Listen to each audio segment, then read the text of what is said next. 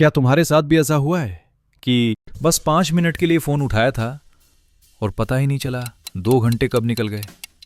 कभी तुम्हारे साथ भी ऐसा हुआ है? तुम सोचते हो कि बस एक रील देखूंगा, लेकिन जब होश आता है तो आधा दिन निकल चुका होता है। पर क्वेश्चन ये है, ऐसा होता क्यों है? क्या तुम्हारा ब्रेन वीक है, या फिर तुम्हारा ब्रेन बिना तुम्हें बताए ऑटो पायलट मोड पर चल रहा है? सच ये है, हर बार जब तुम स्क्रॉल करते हो, तुम एक इनविजिबल ट्रैप में और गहरे फंसते जाते हो, और इस ट्रैप का नाम है द डोपामीन ट्रैप। सबसे पहले एक मिथ तोड़ते हैं।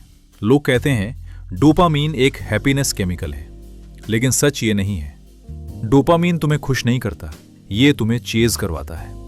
ये तुम्हारे ब्रेन को सिग्नल देता है शायद नेक्स्ट चीज और बेटर होगी, इसीलिए तुम स्क्रॉल करते रहते हो।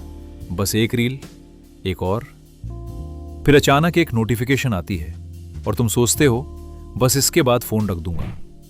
लेकिन वही एक नोटिफिकेशन तुम्हें और गहरे ट्रैप में ले जाती है, और बिना पता चले तुम्हारा ब्रेन ऐसे छोटे छोटे रिवॉर्ड के पीछे भागता रहता है। अब एक इंटरेस्टिंग बात, हर रील फनी नहीं होती, हर वीडियो अमेजिंग नहीं होता, फिर भी तुम स्वाइप करते रहते हो।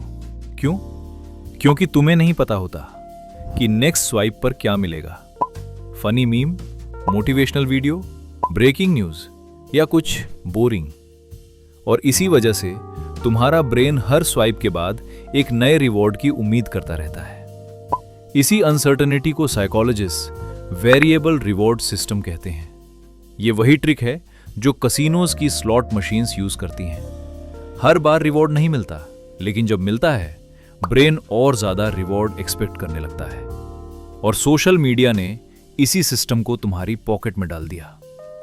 अब प्रॉब्लम शुरू होती है। जब तुम रोज इंस्टेंट एंटरटेनमेंट देखते हो तो तुम्हारा ब्रेन फास्ट रिवॉर्ड्स का एडिक्ट हो जाता है। फिर स्कूल की पढ़ाई बोरिंग लगती है, बुक्स बोरिंग लगती हैं, लॉन्ग वीडियोस बोरिंग लगते हैं।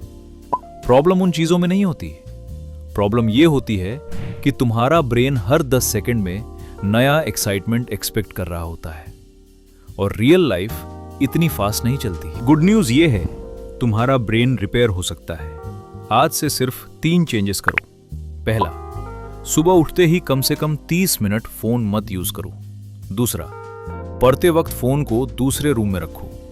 तीसरा, जब भी फोन उठाने का मन करे खुद से एक सवाल पूछो, मैं फोन यूज कर रहा हूं या फोन मुझे यूज कर रहा है?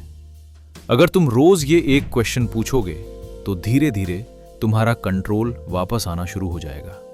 देखो भाई, डोपामिन तुम्हारा दुश्मन नहीं है, लेकिन अगर कोई और तुम्हारे डोपामाइन को कंट्रोल कर रहा है तो वो तुम्हारा अटेंशन, तुम्हारा टाइम और धीरे धीरे तुम्हारी लाइफ को भी कंट्रोल करने लगेगा। लेकिन अच्छी बात यह है कि इस ट्रैप से बाहर निकला जा सकता है, और उसकी शुरुआत एक छोटे से चैलेंज से होती है। तो अगली बार जब फोन अनलॉक करो, 1 सेकंड के लिए रुकना और सोचना, क्या मुझे सच में इसकी जरूरत है? हो सकता है वही 1 सेकंड तुम्हारी लाइफ बदल दे। तो स्टिक्स थ्योरी को सब्सक्राइब करना, क्योंकि ऐसे टॉपिक्स मैं ही एक्सप्लेन करता हूं। चलो बाय। तब तक के लिए keep learning, keep questioning, keep thinking about yourself.